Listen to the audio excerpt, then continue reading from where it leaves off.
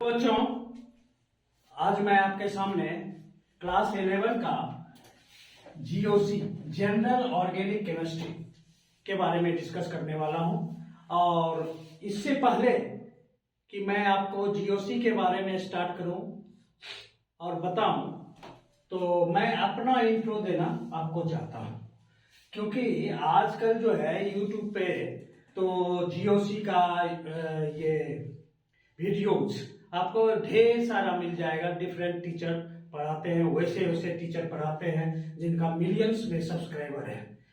तो मेरा वीडियो आप क्यों देखेंगे, इसके लिए मैं बता देता हूं। मैं 1990 में बीएससी केमिस्ट्री ऑनर्स किया है भागलपुर यूनिवर्सिटी से। उस समय ये भागलपुर यूनिवर्सिटी था और अभी ये तिलका मांझी यूनिवर्सिटी भागलपुर हो गया, भागलपुर यूनिवर्सिटी से। उसके बाद मेरे जो ऑफलाइन टीचर थे उस समय, वो ऑर्गेनिक केमिस्ट्री में उस समय इनका बुक चलता था नफीस हैदर, एनएच सर हम लोग बोलते थे, नफीस हैदर सर। इनका ही ऑर्गेनिक केमिस्ट्री का बुक हुआ करता था। और फिजिकल केमिस्ट्री और आपका इनऑर्गेनिक केमिस्ट्री ये था doctor Biltu Singh, Patna science college के ये टीचर थे। तो ऑर्गेनिक केमिस्ट्री मैंने नफीस हैदर सर से पढ़ा और बिल्टू सर से पढ़ा। मैंने फिजिकल केमिस्ट्री और इनऑर्गेनिक केमिस्ट्री। ये बात 88 की है, जब मैं आईआईटी की तैयारी के लिए पटना में कोचिंग कर रहा था। उस समय इन दोनों सर से हमारी मुलाकात हुई।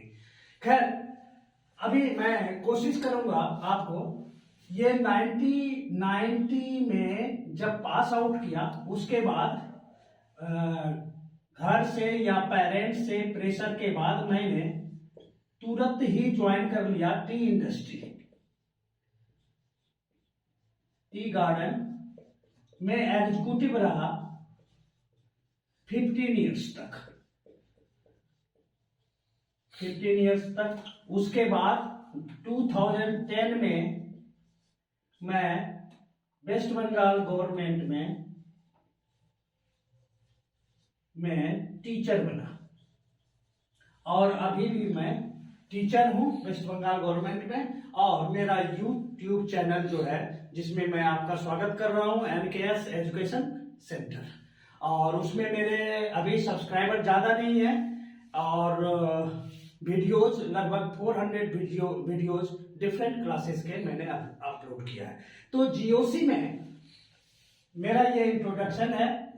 मैं समझता हूं कि ये मोर देन सफिशिएंट है आपके लिए, सो दैट कि मैं ये बोल सकूं कि आप मेरा वीडियो देखें और मैं जो भी आपको मेरा वीडियो होगा उसको मैं पूरी निष्ठा के साथ, पूरे कन्विक्शन के साथ इंटरप्रिटेट करूंगा और कोशिश करूंगा कि आपको मेरा वीडियो पसंद आए। तो जीओसी में सबसे पहले मैं बताता हूं रिएक्शन मैकेनिज्म क्या होता है। अब देखिए, रिएक्शन मैकेनिज्म क्या होता है। The sequence of steps depicting the cleavage of, मैं इसका भी मतलब समझाऊंगा, cleavage of old bonds in substrate molecule and formation of new bonds leading to the formation of products through reaction intermediates is called reaction mechanism। अब एक चीज मैं बता दूं, इसमें जो हम लोग रिएक्शन लेंगे उसमें एक होता है, यहां पर हम लोग ले लेते हैं ये कार्बन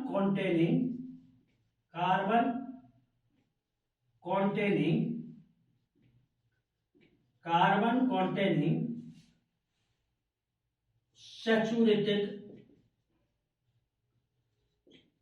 saturated हाइड्रोकार्बन्स,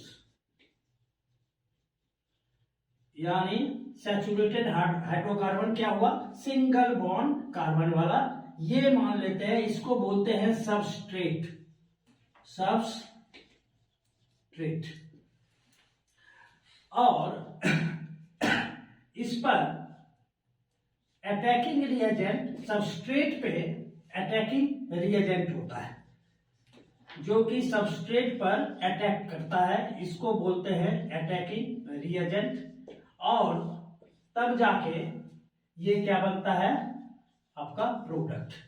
यहां पर अब देखिए, सबस्ट्रेट से डायरेक्ट प्रोडक्ट नहीं बनता, कभी भी सबस्ट्रेट से डायरेक्ट प्रोडक्ट नहीं बनता।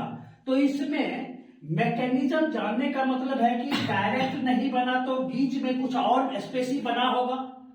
जब अटैकिंग रिएजेंट ने सबस्ट्रेट पे अटैक किया होगा तो उसके बाद अटैक करना मतलब कि इसमें जो आपका सबस्ट्रेट है उसमें ओल्ड बॉन्ड जो है, ओल्ड बॉन्ड क्या करेगा, ओल्ड बॉन्ड ब्रेक करेगा। ओल्ड बॉन्ड ब्रेक जैसे होगा तो इससे जो है आपका न्यू स्पेसीज बनेगा, न्यू स्पेसीज बनेगा। और वो सिमिलर न्यू स्पेसीज से जाके मिलके और उसके बाद ये इंटरमीडिएट बना, ये हुआ इंटरमीडिएट और सिमिलर स्पेसीज से मिलके फिर जाके फाइनल प्रोडक्ट बनाता होगा। तो एक्चुअली देखिए, ये सारे हिपोथेसिस है, इमेजिनरी एस्पेक्ट्स है, इसको किसी ने देखा नहीं है। हम लोग एज्यूम करते हैं कि ऐसा हुआ होगा। जैसे हम लोगों ने जूनियर क्लासेस में पढ़ा था एक पोएम, हाँ, who has seen the wind neither I nor you. उसी तरह से किसी ने नहीं देखा है, किताब में लिखा हुआ है, उन्होंने हाइपोथेसिस ही किया है और उन्होंने ये बताया, किताब ने ये बताया कि ऐसा हुआ होगा, प्रोबेबली ऐसा हुआ होगा और ये इंटरमीडिएट बना होगा ये बीच में। अब देखिए यहाँ पर इस सारे फैक्ट को स्टेप वाइज जो हमको क्लियर एक डिपिक्शन मिले। अब यहाँ पर एक वर्ड है क्लीवेज। क्लीवेज का मतलब होता है, हिंदी में क्लीवेज मतलब होता है, ये उस समय की बात है, ध्यान दीजिएगा। ये लेडीज जब डीप नेक का कोई भी ड्रेस पहनता है तो देखिएगा, डीप नेक का ड्रेस पहनने के बाद ये उसके दोनों ब्रेस्ट के बीच में ये जो गैप होता है जिसको कि हम बोलते हैं क्या, DARAAR, दरार। हाँ, तो ये यहां पर इंटरमीडिएट, यानी मान लेते हैं अगर ये सबस्ट्रेट है तो ये पहले इंटरमीडिएट बना और फिर जाके ये सेकेंड। ये आप लोगों ने देखा होगा, अनुभव भी किया होगा, नहीं भी देखा है तो मैं बता रहा हूं, कभी मौका मिलेगा देखिएगा। तो ये जो है दोनों ब्रेस्ट के बीच में जो डिस्टेंस होता है, ये दरार, ये इंटरमीडिएट है। उसी तरह से यहां पर भी सबस्ट्रेट का जब ओल्ड बॉन्ड ब्रेक होता है तो कुछ ना कुछ दरार बनता होगा। दरार, दैट दरार is known as new species. और उसके बाद ही जाके ये प्रोडक्ट, फाइनल प्रोडक्ट बनता होगा। समझ रहे हैं मेरी बात को? तो ये हो गया सबस्ट्रेट, इस पर अटैकिंग रिएजेंट अटैक करेगा, न्यू स्पेसीज बनेगा और उसके बाद फाइनल प्रोडक्ट बनेगा। ये सारे चीजों का जो हमको एक depicting the cleavage of old bonds का टूटना, न्यू स्पेसीज का बनना, ये न्यू स्पेसीज लीड करेगा the final formation of the product. ये लीडर है, ये न्यू स्पेसीज लीडर होगा जिसको कि हम दरार बोला।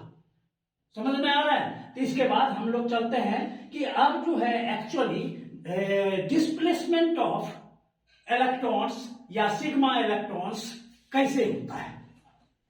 देखिए सेकेंड टॉपिक जो है वो electron displacement in covalent bonds. आपने अभी इससे पहले देखा कि एक क्या होता है, ये सबस्ट्रेट, ये सबस्ट्रेट, और ये जो है सबस्ट्रेट इलेक्ट्रिकली न्यूट्रल होता है। ये न्यूट्रल मॉलिक्यूल है, न्यूट्रल मॉलिक्यूल, न्यूट्रल मॉलिक्यूल है। और ये सैचुरेटेड हाइड्रोकार्बन है, यानी ये सिंगल बॉन्ड कार्बन कार्बन क्या है, single bond, carbon carbon single bond से अगर वो सेटिस्फाइड होता है उसकी वैलेंसी, तो इसको सैचुरेटेड हाइड्रोकार्बन बोलते हैं। तो कार्बन कार्बन सिंगल बॉन्ड वाला ये न्यूट्रल मॉलिक्यूल है, और इस पर अटैकिंग रिएजेंट कोई भी अटैक करता है, तो ये अटैकिंग रिएजेंट बेसिकली जो है मोस्टली ये दो टाइप का होता है। एक होता है electron, first number electron withdrawing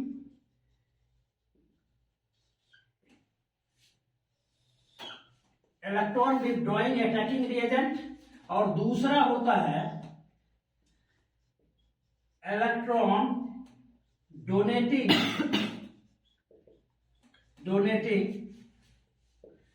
attacking reagent. अब देखिए, जब तक ये इलेक्ट्रिकली न्यूट्रल है तब तक जो है अटैकिंग रिएजेंट इस पर अटैक नहीं कर सकता। तो अटैकिंग रिएजेंट को क्या करना पड़ता है, इसको पहले ससेप्टेबल बनाना पड़ता है, अटैक करने के लिए ससेप्टेबल बनाना पड़ता है। जैसे यहां पर देख लीजिए, मान लेते हैं ये आपका न्यूट्रल मॉलिक्यूल है और इसके साथ एक्स कोई अटैकिंग ग्रुप लगा हुआ है। एक्स मतलब chlorine fluorine bromine iodine hydrogen group, कोई अटैकिंग ग्रुप। ये अब हम जानते हैं कि ये ग्रुप जो है इलेक्ट्रॉन विथड्रॉइंग है, इलेक्ट्रोनिगेटिव है। हाँ, तो इसको ससेप्टेबल करने के लिए पहले क्या करता है, यहां पर देखिएगा आप लोग सिग्मा बॉन्ड नहीं बोलिएगा, यहां पर दो इलेक्ट्रॉन का ये कोवेलेंट बॉन्ड बनाया है, कोवेलेंट बॉन्ड है। तो इसमें एक इलेक्ट्रॉन इसका है और एक इलेक्ट्रॉन इसका है, और दोनों का बराबर शेयरिंग है, दोनों का राइट भी दोनों पे बराबर होगा। लेकिन ये इलेक्ट्रोनिगेटिव होने के कारण क्या करता है, इसको ससेप्टेबल बनाने के लिए ये बेईमान कहलाता है, बेईमान। तो ये इस इलेक्ट्रॉन को, दैट इज सिग्मा इलेक्ट्रॉन को, ये अपनी ओर क्या करता है, थोड़ा सा पार्शियली क्या करता है, अपनी ओर खींच लेता है। जैसे ही पार्शियली अपनी ओर विड्रॉ किया इसने इलेक्ट्रॉन, सिग्मा इलेक्ट्रॉन को जैसे ही अपनी ओर किया, इस पर क्या हो गया, डेल नेगेटिव, पहले फ्रैक्शनल, डेल्टा नेगेटिव मतलब फ्रैक्शनल नेगेटिव चार्ज इसके ऊपर हुआ, और इसके ऊपर क्या हो गया, डेल पॉजिटिव, यानी फ्रैक्शनल पॉजिटिव चार्ज हो गया। अब देखिए ये ससेप्टेबल हो गया, ये मॉलिक्यूल जो है, जो न्यूट्रल मॉलिक्यूल था वो इलेक्ट्रिकली न्यूट्रल था। अब अटैक जब करना था इसको, तो इसने इसको ससेप्टेबल बनाने के लिए इस सिग्मा इलेक्ट्रॉन को अपनी ओर खींचा। ठीक है, अब देखिए यहां प्लस चार्ज हुआ, इसका मतलब इस कार्बन के पास डेफिसिट ऑफ इलेक्ट्रॉन है, प्लस चार्ज मतलब डेफिसिट ऑफ इलेक्ट्रॉन। तो ये क्या करेगा, यहां से इलेक्ट्रॉन खींचेगा, हाँ या ना, हाँ। और ये डिक्रीजिंग ऑर्डर में, तो यहां एक प्लस था, यहां दो प्लस, दो डेल प्लस, ठीक है, ये ज्यादा था, ये कम हुआ, फिर ये उसी तरह से यहां पर इलेक्ट्रॉन की डेंसिटी ज्यादा हो गई, इलेक्ट्रॉन की कमी हो गई यहां पर, तो फिर जो है ये यहां पर आपको विड्रॉ करेगा, हाँ या ना, हाँ। तो विड्रॉ किया तो इस पर क्या हो गया, फिर del del del, 3 del positive नहीं, डिक्रीजिंग ऑर्डर में इस ढंग से। और जनरली देखा गया है, होता तो होगा बहुत के पास, हाँ, लेकिन 3 के बाद जो है इसको हम लोग क्या मान लेते हैं, नेग्लिजिबल मान लेते हैं। 3 तक हम लोग कंसीडर करेंगे, उसके बाद नेग्लिजिबल। तो यहां पर देखिए क्या हो गया, ये इलेक्ट्रॉन विथड्रॉइंग ग्रुप था, तो इलेक्ट्रॉन का यहां पर क्या हुआ, एक मूवमेंट हुआ, डिस्प्लेसमेंट हुआ, जिसको कि हम डिस्प्लेसमेंट बोलते हैं, शिफ्टिंग भी बोल सकते हैं। तो ये सिंगल बॉन्ड में सैचुरेटेड हाइड्रोकार्बन में ये इस लाइन पर जो आपका इलेक्ट्रॉन का डिस्प्लेसमेंट हुआ, शिफ्टिंग हुआ, हाँ, इसी को हम बोलते हैं electron displacement in covalent bond. अब एक दूसरा केस आता है, दूसरा केस आ जा रहा है आपका, अगर ये डोनेटिंग ग्रुप है तब यहां पर सिमिलर फैशन में देखिए 1 2 3 4 और इसके साथ मान लेते हैं कोई वाई अटैकिंग ग्रुप लगा हुआ है, ठीक है, और इसका नेचर है इलेक्ट्रॉन क्या करना, डोनेट करना। तो ये डोनेट करेगा, डोनेट करेगा, इसको ससेप्टेबल बनाने के लिए डोनेट कर देगा। अब डोनेट करेगा तो इसके ऊपर क्या हो जाएगा, डेल पॉजिटिव, हाँ, और इसके ऊपर क्या हो जाएगा, del negative, del negative, partial negative charge. अब देखिए यहां इलेक्ट्रॉन ज्यादा है, नहीं, हाँ, इलेक्ट्रॉन ज्यादा हुआ तो ये फिर इसको क्या करेगा, डोनेट करेगा, और सिमिलरली ये नेगेटिव, ये नेगेटिव हो गया, फिर ये सिमिलरली क्या करेगा यहां पर, ट्रिपल डेल नेगेटिव, तो डिक्रीजिंग ऑर्डर में ये नेगेटिव, और 3 के बाद हम लोग कंसीडर नहीं करेंगे। हाँ। अब देखिए ये भी ससेप्टेबल हो गया अटैक करने के लिए, और ये भी ससेप्टेबल हो गया। हाँ। अब देखिए जब इलेक्ट्रॉन ग्रुप का इस ढंग से डिस्प्लेसमेंट होता है, हाँ, किस इलेक्ट्रॉन का, सिग्मा इलेक्ट्रॉन का कोवैलेंट बॉन्ड में इस ढंग से जब डिस्प्लेसमेंट और शिफ्टिंग होता है तो इसको हम बोलते हैं इंडक्टिव इफेक्ट। इंडक्शन माने होता है प्रेरणा, इसने प्रेरणा दिया इसको, इसने प्रेरणा दिया इसको, इसने प्रेरणा दिया इसको, और आगे भी प्रेरणा दिया होगा, हमें पता नहीं, हाँ, तो उसको हम लोग कंसीडर नहीं कर रहे हैं, उसको नेग्लिजिबल कंसीडर कर रहे हैं। तो इस प्रेरणा माने इंस्पायर होना, हाँ, इंस्पायर होके ये ससेप्टेबल हुआ और उसके बाद उसने क्या किया, अटैक किया। और यहां पर भी उसी तरह से, तो इन केमिस्ट्री में हम लोग इंस्पिरेशन को क्या बोलेंगे, इंडक्शन। तो इस तरह से ये एक इंडक्टिव इफेक्ट है, क्या है, इंडक्टिव इफेक्ट। और अगर ये electron withdrawing group attacking group जो है इलेक्ट्रॉन विथड्रॉइंग है, तो इसको हम बोलते हैं निगेटिव इंडक्टिव, क्या चीज, इफेक्ट। और अगर ये electron donating group attacking reagent जो है इलेक्ट्रॉन डोनेटिंग है, तब इसको हम बोलते हैं पॉजिटिव इंडक्टिव, क्या चीज, इफेक्ट। और इसको शॉर्ट में बोलते हैं माइनस आई इफेक्ट, और इसको बोलते हैं प्लस आई इफेक्ट। इसको पॉज करके नोट कर लीजिए, फिर मैं आगे। इंडक्टिव इफेक्ट को हम लोग इस ढंग से डिफाइन कर सकते हैं, the displacement, the shifting or movement of sigma electrons along a saturated carbon chain due to the presence of an electron withdrawing or electron repelling group at one end of chain, resulting in the development of partial positive or negative charges in the decreasing order of magnitude is called inductive effect or I effect।